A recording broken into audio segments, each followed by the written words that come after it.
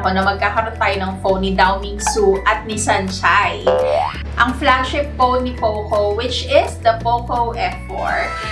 Hello everybody, this is the Budgetarian Tech Review. My name is Mimi and sasamahan ko kayo mag-check ng mga gadgets at gamit na pang home office na pasok sa inyong budget. Kaya naman kung bago kayo dito sa ating page or dito sa ating channel, please consider subscribing or following us.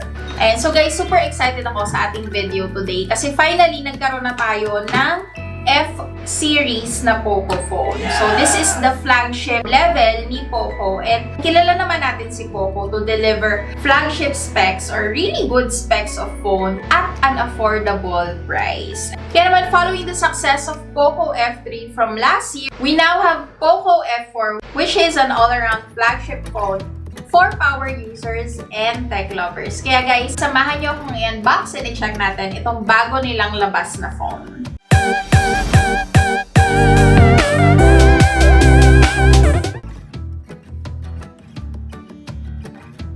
Okay, so this comes in the mini case and makikita natin na meron siyang black na box. Ayan. So nakalagay dyan yung Poco F4 with their logo and if we open it, we will be greeted with a yellow Poco logo. Ayan. So ito guys yung ating small box. And inside this, we have the SIM ejector pin, USB-C 2.3mm jack for audio, yung ating warranty card, safety information guide and quick start guide. Ayan, and of course our jelly case. And then we will see the unit with its main specs on the front. So we will check this later. Under the unit, we will find there the 67-watt turbo charger and our USB-C Type-C data and charging cable natin. Mas makapal na to guys kaysa doon sa mga previous phones na na-review natin. So guys, ayan, wala nang laman yung box. Let's go ahead and check out the unit.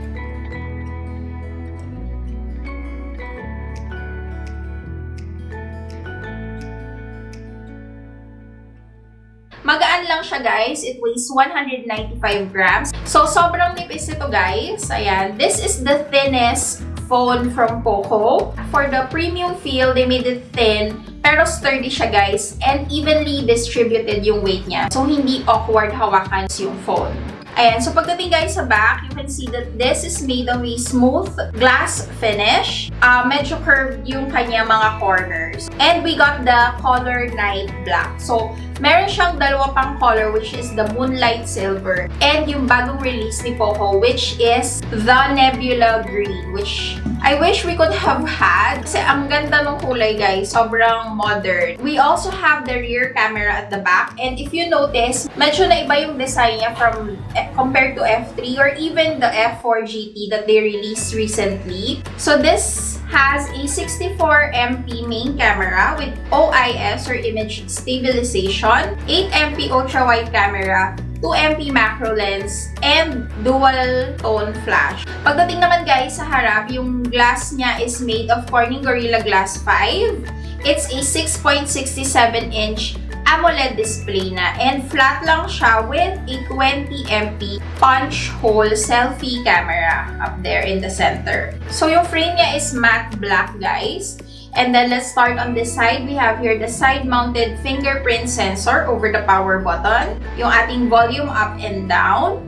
On top we have there the microphone, yung isang part ng kanyang dual speaker, and of course the IR blaster. Dito sa kabilang side, first time kong makita sa Poco na walang anything here on the left side. And sa baba natin makikita yung kanyang SIM port, dual micro SIM port. Wala nga lang siya guys na memory card slot. And of course, you have there the USB-C port for your data cable and yung isa pa niyang speaker. Ayan. So again guys, if you notice, no 3mm jack. But kung kayo ay mas preferred yung gumamit ng headphones with wire, then it's okay because Poco provides the adapter for this phone. runs on Snapdragon 870 octa-core CPU with 3.2 GHz. So, isa na yan guys sa pinaka-best and most popular processor in the market kasi mataas yung prime core frequency at kaya niyang mag-push ng burst performance, meaning mas mabilis yung pag-load ng mga apps. So, if you're the kind of person na mainipin, kagaya ko, so ayan, definitely this is a good phone for you. Yung memory niya guys, the variants comes in 6GB plus 128GB or the 8GB plus 256GB. So, if you have extra budget naman, I would go for the 256GB since ay nga, hindi naman expandable yung memory nito. So, let's just go for the higher one, especially if you are like me who saves a lot of photos and videos on their phone.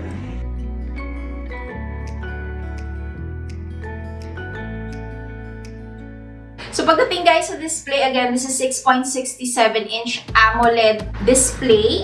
Ayan, meron na din siyang 2.76 ultra tiny dot display. Ang resolution is 1080 by 2400 pixels. It has a refresh rate of up to 120 Hz with a touch sampling rate of 360 Hz. So, mas mabilis, mas maganda, and mas fluid yung mga motions na makikita nyo sa inyong screen. Brightness niya is already at 900, peaking at 1300 nit. And true color display na din to. So, for guys, nagustuhan ko yung kanyang screen. Even if you scroll up and down or side to side, okay naman siya. Walang masyadong stickiness doon sa movement. Ayan. Ayan. So guys, again, the front cam is a 20MP front camera. Ayan siya. I like that hindi masyado makapal yung kanyang filter. That you can see the imperfections still. So if you're the type who wants a, you know, a true to life photo, ayan siya. Picture tayo! Naman siya sa video. Ayan, so kita-kita na guys ang inyong mga kagandahan at kagwapuhan kapag meron kayong Zoom meeting or Google Meet. Very clear and maganda yung lighting. So meron din diyang mga filters that you can use. And of course, you can still beautify it naman. Ayan, so medyo nakalma niya yung aking tigidong. Ayan. So there you go. Meron din siyang bokeh if you want your background to be blurred. Ayan. Okay, pagdating naman guys dito sa kanyang rear camera, again, this is a 64MP main camera nandun sa taas with OIS. And to tell you guys, super rare nung OIS or image stabilization sa price point na ganito. So may aperture na to na 1.79 which will definitely reduce image blurs and very handy siya for low light or yung sa mga night scenes. Meron na din siyang ultra wide shot from 0.6 hanggang zoom in to 10 times. Ayan. So, pag halimbawa gusto nyo mag-crystal kayak sa Boracay, so you can definitely use this phone for the ultra wide shot.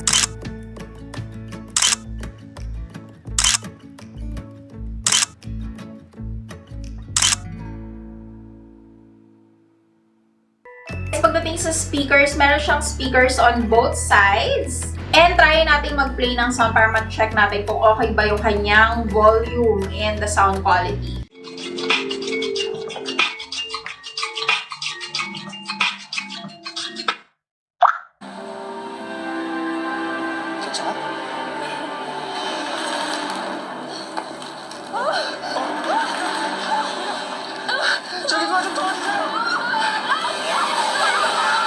Ayan. So guys, pagdating sa volume, okay siya, malakas siya, and tama lang naman siya. Hindi siya yung overly loud, and maririnig mo pa rin naman siya even if there are background noises in the room. I like na malinis din yung kanyang sound. So even with multiple tabs open on my browser and different apps open as well, wala siyang lag guys. Walang delay, walang any form of like sticky movement sa parang kumakapit, gano'n. So okay siya and smooth yung performance niya for me. So I also tried this on different games like Genshin Impact and Asphalt 9. And so far, available naman parehas sa games na yon yung highest resolution.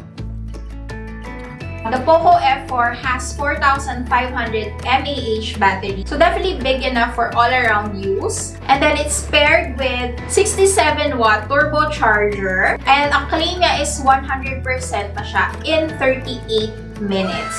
So, very handy to guys para to sa may mga anxiety sa battery. Because it's a perfect combination of long-lasting battery life plus fast charging. So, yun yung parang sweet spot niya. Hindi kailangan na sobrang laki yung battery kung mabilis naman yung charger mo. So, parang nagbo-balance out siya. So far, I really like the Poco F4 na pinadala sa atin. It definitely met my expectations for a flagship phone. And mapapakanta ka na lang ng oh baby baby. For those of you guys who are wondering now kung magkano itong si Poco F4, we got the 6GB RAM 128GB memory. This is for only 20,990 pesos. But if you go for the early bird pricing, you can only get it for 16,990 pesos. And syempre, meron pa siyang another variant which you could just check on our link below. So if you wanna see what the fans feel about the Poco F4, please head down to our comment section below or just click the link in the description para diretso na kayo dun sa kanilang info page. And you can check on the other variant which they have in their official store in Lazada. Ayan, so sana guys na-enjoy nyo ang ating video today. I have an upcoming video for another Poco phone and for a survey website where you can earn money. So make sure you watch out for that. Thank you guys so much for watching and staying with me until the end of our video. And I will see you guys again on our next video. Bye!